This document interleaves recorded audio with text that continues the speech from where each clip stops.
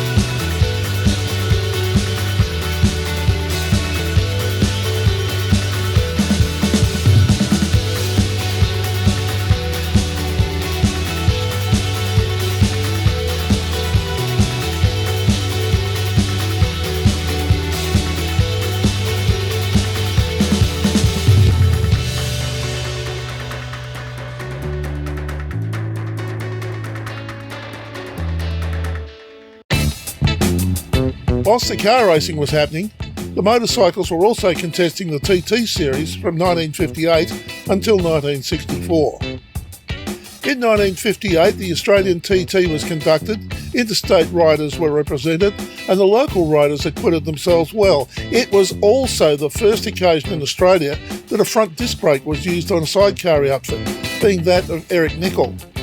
1968 saw Albany again host the Australian TT, drawing a number of riders from the eastern states yet again. It was this course which featured the Bluff Street section, as discussed before.